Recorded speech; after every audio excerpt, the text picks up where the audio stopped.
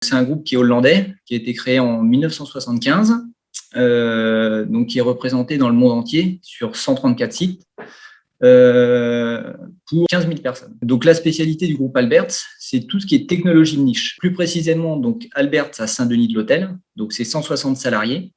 On transforme plusieurs milliers de tonnes de cuivre par an et qui donne un équivalent d'à peu près 50 millions de pièces annuelles. Et donc, je suis Guillaume Guillemin, je suis le responsable hygiène, sécurité, environnement du site.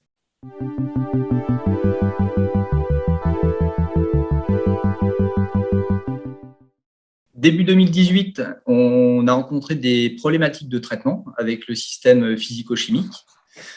Une nouvelle réglementation se profilait à l'horizon 2021. Donc, ce qui voulait dire qu'au 1er janvier 2021, les rejets allaient drastiquement être réduits en termes de substances dangereuses. Donc, on parle de métaux lourds, cuivre, chrome, zinc et plomb.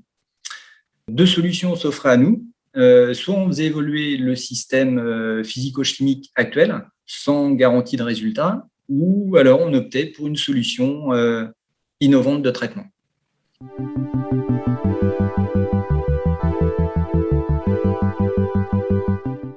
J'ai évoqué un système de traitement innovant, donc on parle d'évapoconcentration.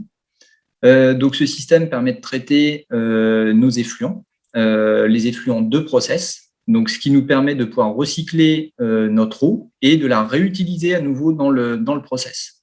Pour vous donner un ordre d'idée, sur 2020, on parle de 30% d'économie d'eau sur le volume général qui est utilisé sur le site, soit à peu près 1700 mètres cubes sur l'année.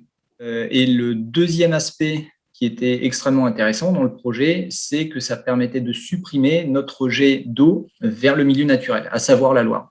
Et donc, on fonctionne en circuit fermé.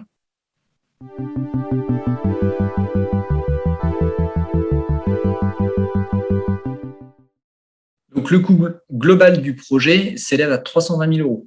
L'Agence de l'eau Loire-Bretagne nous a aidés au financement du projet. Donc concrètement, le projet a été aidé à hauteur de 70% du montant des dépenses retenues. Donc on parle de 160 000 euros, plus de 160 000 euros. Et donc ce qui était très important dans le projet, c'est ce soutien financier qui a permis auprès du groupe de pouvoir valider ce nouveau procédé. Donc dans le groupe Alberts, on a un ADN très fort sur tout ce qui est innovation.